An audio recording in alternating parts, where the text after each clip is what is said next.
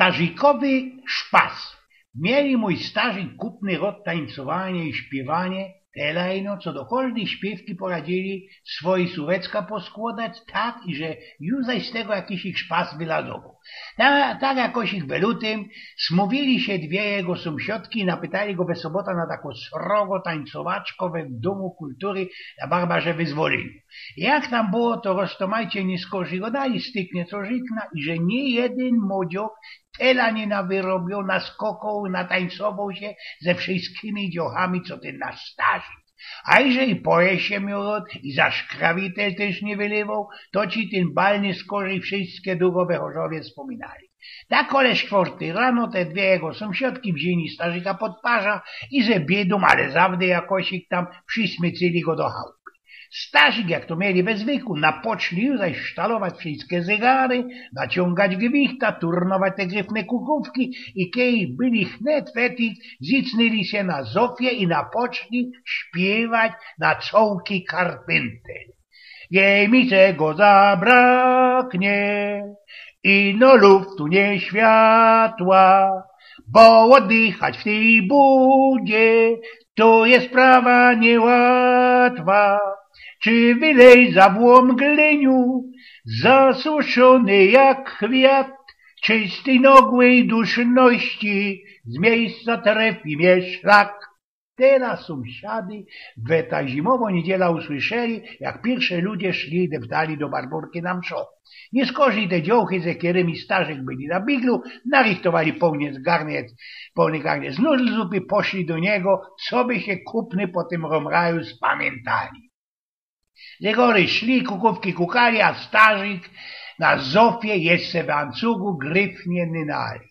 Tak no i przychodzi wszyscy medykowali, bo starzyk już poszli do Pumbuczka, kaj naiste jakiś ich plac się do niego znalazł, a kaj już przychodzi jego kamraty i ze pierwszej wojny, i ze Kinik City, i ze całkiego długiego życia, już najmniej poradzili się doczkać. Do truchy wrazili mu mundharmonika, na której też gryf nie grał, i ku temu szkat karty, co by mu się tam na wierzchu blank bez dziołków nie mierzło.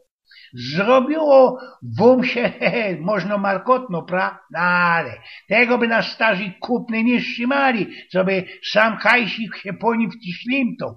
I bez to, że se po śmierci zbajslował taki szpas, o którym teraz ludzie u nas na pniokach długo godali.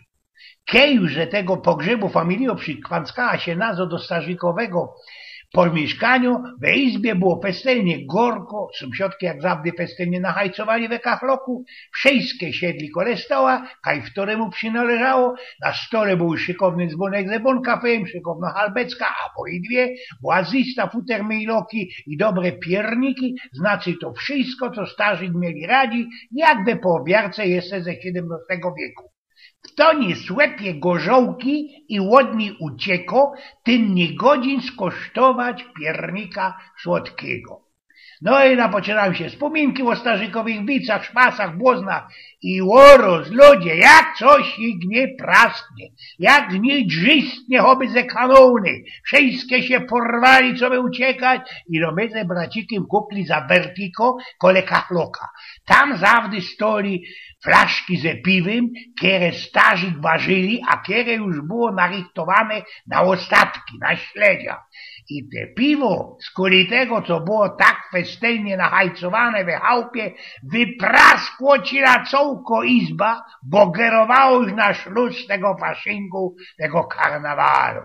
Ludzie, co tam ci się działo, wszystkie się festelnie poklejmowało, wszystko było bez szuminach, ni w to, że do łańcugi mieli festie poflekowane, sklamustrowane, łobczystane do imentu. I tak oby starzy naskól to wszystko zmajslowali, co by jeszcze na ostatek jakiś ich szpas było racji. Zrichtował ci z tego piwa, że ze 4 kilo jęczmienia, 4 kilo cukru, 40 leko chmielu, 100 gramów drożdżów i bez 24 litrów wody.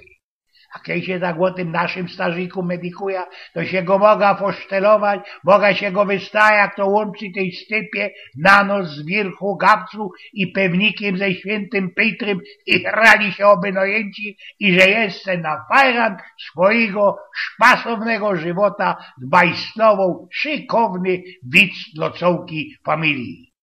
Eugen z Pnioku.